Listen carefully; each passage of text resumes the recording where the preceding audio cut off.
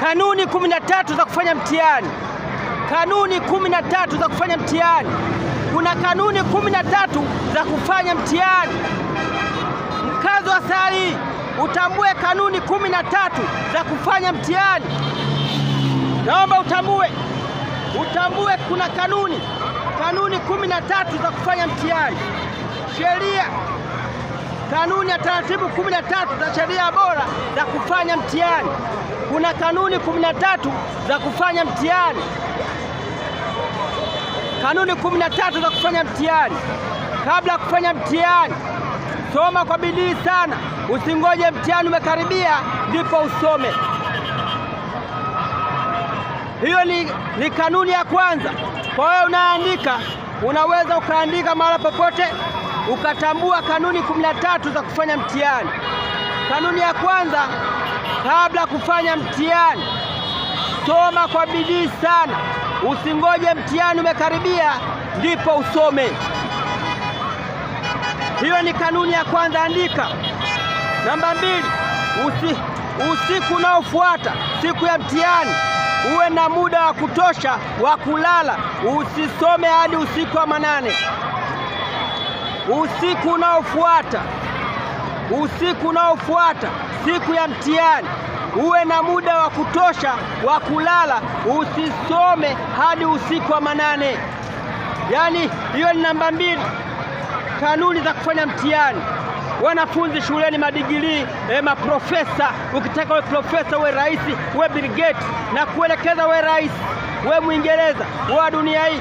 Kanuni 13 za kufanya mtihani. Namba 2 nimekuelekeza, usiku unaofuata siku ya mtihani uwe na muda wa kutosha wa kulala. Usisome hadi usiku wa manane. Namba 3, soma kwa mpangilio kila mara usiku ili kujiandaa kikamilifu kwa mtihani.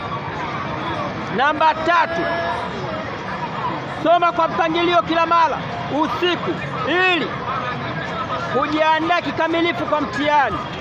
Namba 4, siku ya mtihani usifikirie kuwa utashindwa, bali uwe na imani kuwa utashinda.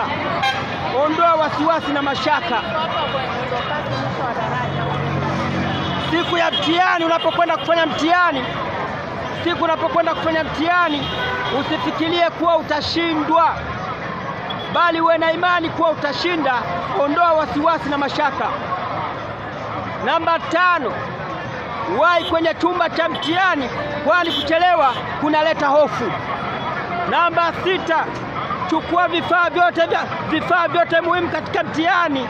Soma kama vile kalamu, rula, mapenseli, vifaa vyote vya mtihani chukua. Namba 7, soma maagizo ya mtihani kwa uangalifu. Namba 8, kabla hujaanza kujibu maswali, angalia maswali ambayo ni mepesi kwako. Namba 9, jibu maswali mepesi kwa haraka ili upate muda wa kutosha kujibu maswali magumu. Namba 10, fahamu kila swali lina maksi ngapi ili ujibu yale yenye maksi nyingi kwanza. Namba 11, fahamu kila swali na maksi. Namba 11, fahamu kila swali linahitaji muda gani ili upange muda wako vizuri. Namba 12, tambua idadi ya majibu yanayohitajika, maswali ya lazima au yale unayotakiwa kuyajibu. Namba 3, hakikisha unaelewa ratiba ya swali. Nimekuelekeza kanuni 13 za kufanya mtihani. Madigrii mashuleni, unatakiwa leo tupo kwenye mtihani katika dunia hii. Kila kitu ni mtihani. Kutafuta uchumi, kutafuta pesa, kutafuta mali, yote ni mitihani. Wanafunzi shuleni, mitihani. Nimekuelekeza. Kwa wewe unaandika, kwa wewe ambao umewasha simu yako, nenda kaandike napomalizia. Nenda kuandike sasa.